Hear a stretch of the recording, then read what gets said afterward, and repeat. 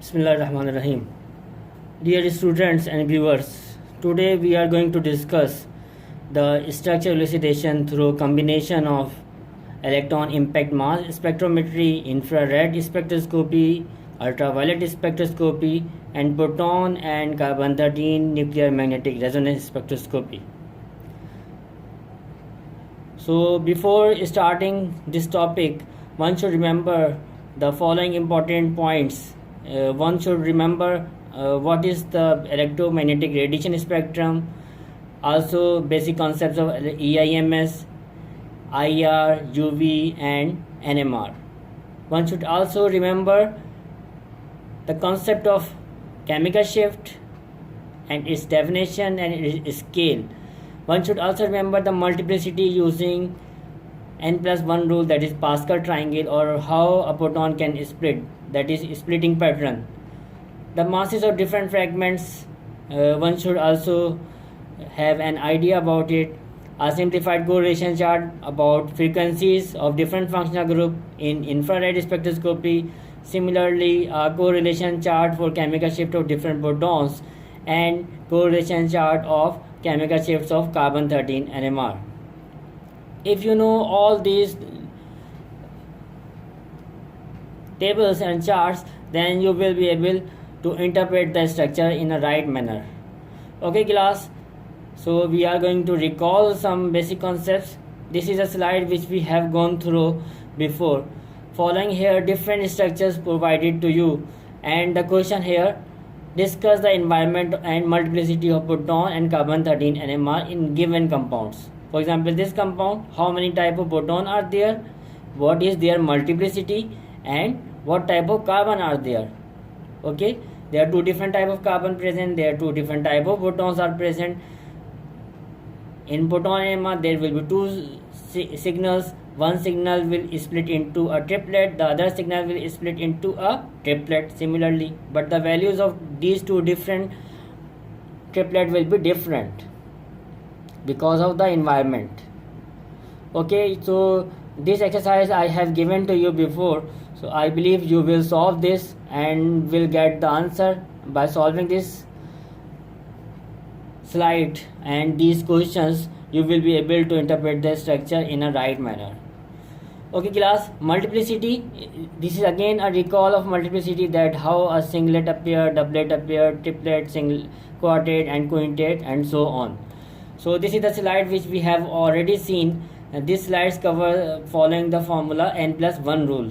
By applying n+1 rule, one can calculate the multiplicity of proton, the splitting pattern of proton with reference to its neighbor. This is the slide which we have also seen before. In this slide, the question is ethyl bromide or bromoethane. Now the question is how one can find out the multiplicity of this CH2 methylene proton which are attached to methylene hydrogen which are attached to the carbon which is attached with bromine. Multiplicity pattern will be obtained in this way. We know the formula n+1.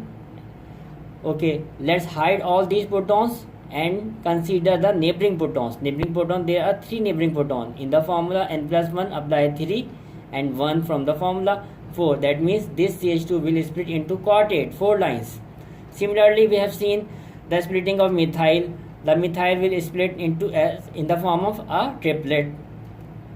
Okay class, here again commonly observed splitting pattern which we have seen. For your practice, you can go through and do some exercise. I believe you will solve it. Class, factors which are affecting or influencing the chemical shift, they are very important. They are considered very important in interpretation, especially those factors which are responsible for shielding and de-shielding. Shielding, if you recall, shielding means how a proton is surrounded by electrons. If electron density is higher around the proton or hydrogen, then it will considered as shielding proton. And if electron density is lesser around the hydrogen, then protons or hydrogen or nuclei are considered as de-shielded nuclei. These examples we have seen in previous slide. Similarly, some other points which influence the shielding and de-shielding phenomena like hybridization, nature of substituents, hydrogen bonding, electronegativity, anisotropy and solvent effect, as well as rigidity in the structure. Okay class, we are just moving towards next slide. How one can elucidate the structure? Before elucidating the structure, one should know the idea of IHD, which tells you about the unsaturation. IR, the different functional groups determined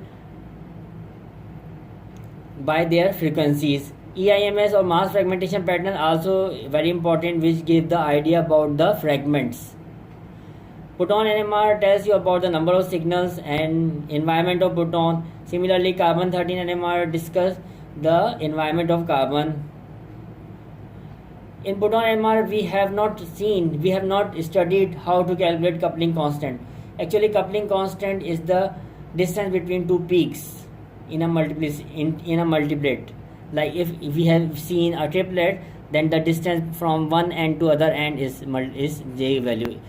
It can be calculated by a formula, so we have not seen this, we have not learned about it, so I think we should skip it for a moment. For higher level of studies, we will learn how to calculate coupling constant. If someone is going to study carbon 13 NMR, then one should, very important point one should remember, is there any peak for carbonyl or aromatic carbon for ease. If these two peaks are not present, then one can move to other type of peaks from the table which I am going to provide you.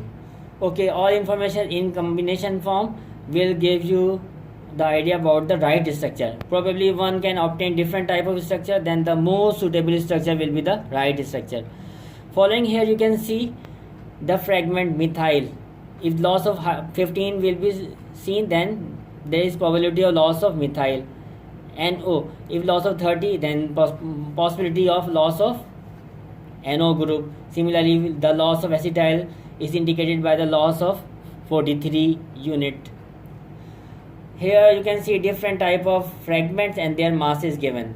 These fragments and masses can be helpful for fragmentation pattern and to determine the mass fragmentation or mass of a compound. Okay class, here you can see this table describes the different frequencies of different functional groups. CH, carbon single bond is actually not useful. Carbonyl, aldehyde, ketone, carboxylic ester, amide, anhydride and acid chlorides. Different values are here. Carbon, oxygen, hydroxyl group, amino and so on. There are so many functional groups present, and in this table their frequencies are provided. Here you have seen recently the chart or simplified chart of chemical shift for protons. Different type of protons appear in different region. Those protons which appear at lower values of ppm, they are considered as low field or upfield proton. They are the protons actually which are shielded protons, and those protons which appear on higher chemical shift value, they are known as de-shielded protons. There are many factors which are responsible for shielding and de-shielding. Okay class, regarding carbon 13 NMR, you can see the ranges of different groups are here. Carbonyl, two different type of carbonyl. One carbonyl from amides, anhydride, acid or esters. Usually these carbonyl appear in a range of 155 to 185. Very important point. This is very important point. And the carbonyl from aldehyde and ketones, usually they appear from 185 to 220 ppm. Similarly, aromatic hydrogen appear 110 to 175 ppm. And simple methyl or methylene protons usually appear from 15 to 55. If an electronegative atom is attached with methyl, then usually the value of methoxy group will be around 45 to 55 ppm. Okay class, let's start with the problem. This is a problem, and in this problem, this is a combined problem where IR spectrum is given, mass spectrum is given, UV spectrum is also provided here, carbon 13 NMR spectrum is given, and proton NMR spectrum is given. Here in carbon 13 NMR, proton coupled and proton decoupled, two different type of spectrum are given. If we look at the IR spectrum, then this region is important region. This region where the value is already written 17-18 centimeter inverse. This is also another important region. We can correlate these values from the table of IR.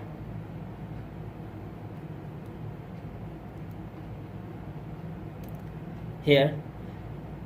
From this table we can find out different values and we can place the answer. Okay class, so by looking at this table, the value at around 3000 is because of CH stretching, and the value about 1718 because of carbonyl. These two significant peaks are here. We can ignore for a while the remaining peaks. Now moving towards the mass spectrum, C4H8O. If we calculate its IHD, index of hydrogen deficiency or degree of unsaturation or unsaturation index, then the general formula of alkane we know CnH2n plus 2. For in case of butane, the formula will be C4H10. Okay, so one have to minus these protons from the real protons of alkane, that is 10 minus 8 divided by 2. One will be get the answer 1. Okay, the IHD is 1. And if we see the by subtracting, if we see 72 minus 57, the answer will be 15, that is loss of a methyl. 72 minus 43, the loss of C2H5, 29. 72 minus 29, the 43, the loss of 43 unit. UV indicates the presence of carbonyl group, that's it. Here proton coupled carbon 13 NMR. You can see here one quartet, another quartet, one triplet, and the peak from solvent and a peak from carbonyl group. We know, if you remember proton coupled carbon 13 NMR, then a methyl usually split into quartet. Similarly, another methyl is split into quartet, but as methylene CH2 group is split as a triplet. In the previous slide we have seen this, we have learned about it, how to calculate. If these coupling are removed, then what about proton decoupled spectrum? You can see proton decoupled spectrum is more clear. One singlet, other singlet, other singlet. But these singlets are not actually because of multiplicity. So these different type of signals appear because of 3 different types of carbon. Here you can see the peak from carbonyl in a range of around 210 ppm. The peak solvent because of chloroform. These are the peaks because of methyl. Another peak because of CH2. So about the basic skeleton we are getting the idea. What about proton NMR? Okay, if we look at the proton, then it is a triplet, this is a quartet, one is a singlet. So 3 different type of proton are present in the molecule, and there is no other peak from the proton. This is what we have got the idea. Okay, when there is a quartet and a triplet, it indicates the presence of CH3 and CH2 group altogether. However, this is a triplet which appear because of methyl protons splitting with reference to CH2 splitting. By applying N+1 formula, this should appear as a triplet. The other methyl is appear as a singlet because it should not have any splitting proton which is present on the neighboring carbon.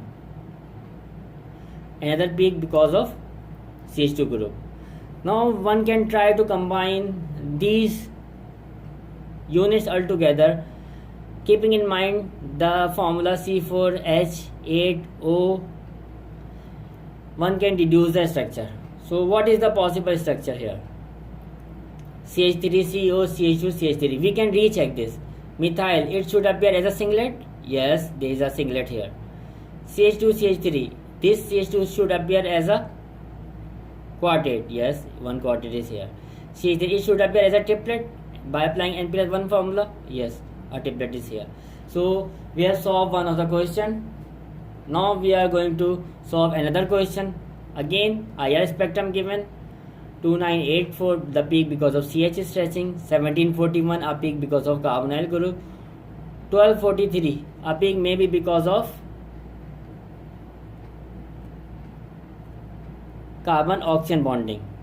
We can see here the peak because of carbon oxygen. appear in a range of 1300 to 1000. A carbonyl peak of aldehyde 1740, or because of some other functional groups which are carbonyl containing, different values are here. Carbon is stretching 3000 to 2850. Okay class, moving towards our slide.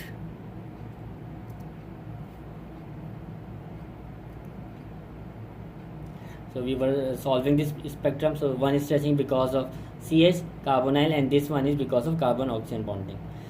If you calculate the IHD by the method which I have described you before in the live class, so IHD of the formula C4H8O2 is 1. Mass fragmentation 88 minus 73 tells you the loss of methyl, or 15. 88 minus 43 tells the loss of 45 unit. 88 minus 29 tells the loss of 59. And UV plot indicates the peak at about 220, not as such significant. Okay, what about carbon 13? Depth means distortion less enhancement by polarization transfer. This experiment actually tells about CH2, CH3 and CH. All of the CH2 appears on the downside of the line, and CH and CH3 appear on upside. If you remember the table of carbon 13, usually the values of methyl are upfield and value of methine CH appears a little bit high field. Okay class. So solving this, there are two different type of methyl and one CH2 is present. This is the actually depth doesn't tell you about the quaternary carbon. What about proton decoupled carbon 13?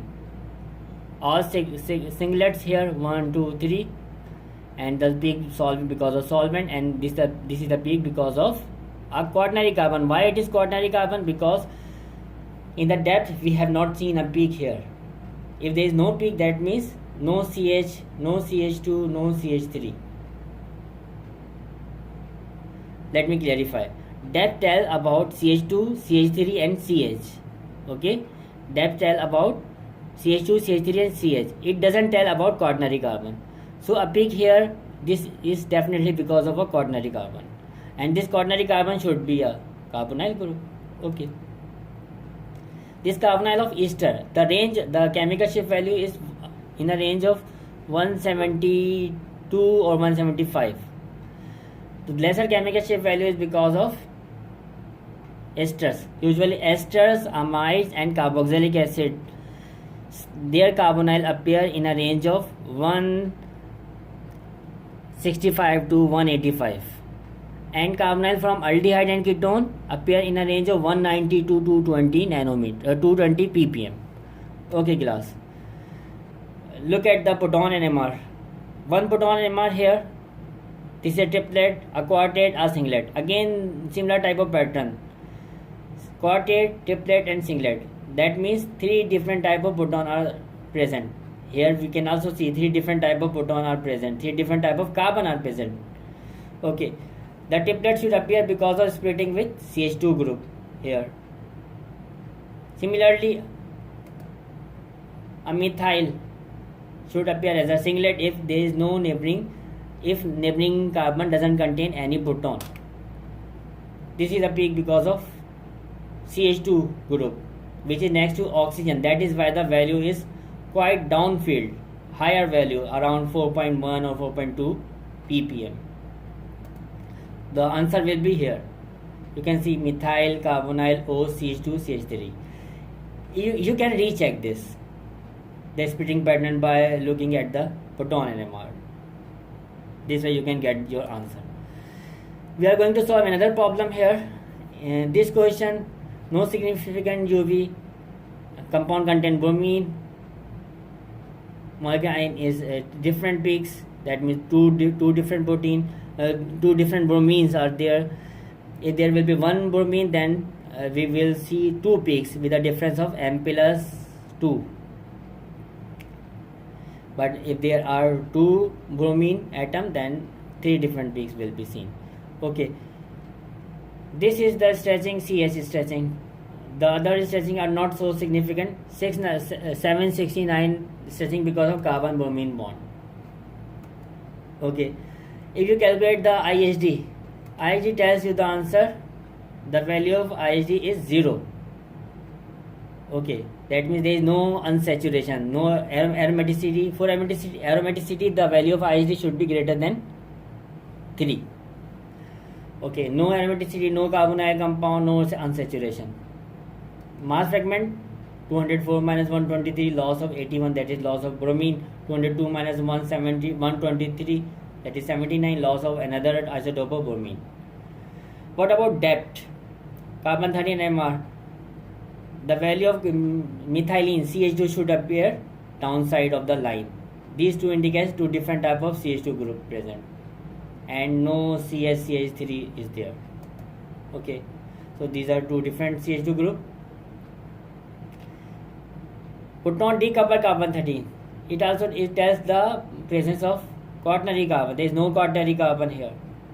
Okay, only CH2 groups are present. That means if you look at the proton NMR, then there are two different type of signals there. One signal is split in the form of quintet, the other signal is split in the form of triplet. They have resolved these two peaks. So one peak is because of CH2, the other peak is also because of CH2. Environment is different. We can combine these information and we will get the answer. This one we can double check it. This CH2 and this CH2 are similar. One type of proton, this is different. That means two different type of proton will be observed. Signals will be observed. You can see here. This CH2 should appear as a quintet by applying the formula n+1, and this CH2 should appear as a triplet. Okay class, solving another problem here. You can see here IR spectrum, CH stretching, 1600, 1400 indicates probably the presence of aromaticity. C7H8O, one have to calculate its IHD. If IHD will be 4 or greater than 4, then we will get the idea that there may be some aromatic system present. Okay, CH stretching and the stretching because of aromatic protons. These two important stretching. And carbon oxygen bond. IHD is 4. You can calculate it, and after subtraction 108 minus 95, the loss of 15 or methyl group. 108 minus 78, 30. The loss of a unit, which is 30. Looking at the carbon 13 NMR, depth. Depth indicates there is no CH2 group. Okay, there is no CH2 group. We should remember in our mind. CH2 and CH3 should appear upside. Okay, if it is CH3 and these are CH group. Why these are CH group? Because they are appearing on high range, around 100 plus range. Aromatic protons. If you look at the table of carbon 13 NMR, then aromatic protons usually appear from 110 to 150 ppm. Okay class, these are the signal because of CH of aromatics. Proton decoupled. In proton decoupled, one signal appear at 160. That is because of a quaternary carbon. Now look at the proton MR spectrum. This proton MR spectrum is quite complicated. That is indicating that in aromatic system there is some substitution present. Okay, because of this substitution, splitting pattern is different, and this is very clear singlet, a signal which is in the form appear in the form of singlet. This singlet is because of methoxy group, and these protons are because of these protons are actually aromatic protons. So now we have to be very careful and we have to combine these informations. We will get the answer. Methoxybenzene, it should appear as a singlet. Methoxy should appear as a singlet. These hydrogens are symmetrical, that is ortho hydrogen, they are symmetrical. Then meta hydrogen symmetrical, and para hydrogen. Three different type of aromatic protons should appear. here we can see a bunch of peak. Splitting is quite different. If we see the splitting of this hydrogen, it should appear as a triplet. What about this hydrogen? It should appear as a doublet. It should appear as a doublet, and it should appear as a triplet. These signals are actually merged together, and we see this kind of peaks here. Now recheck it and solve it. Okay, following now we have learned how to solve these type of problems. Now try to learn other problems here which are provided in this video.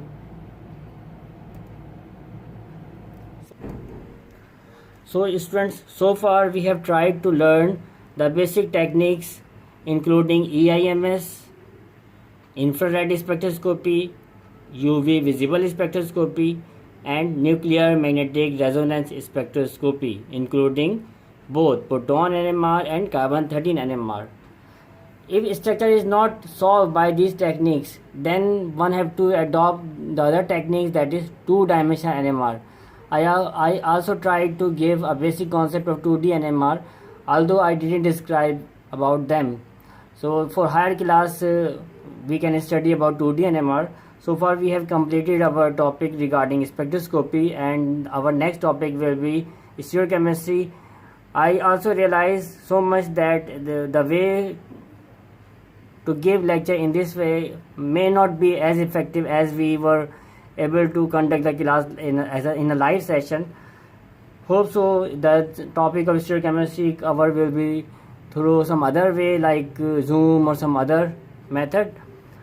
Till then, I would say best wishes to all of you. I would say take care of yourself and your family member, and also keep us remember in your dua, with lots of very well wishes for your future and for your understanding and your knowledge and for your eager to learn the things and stuff and for your academic life. Okay, Allah Hafiz, take care.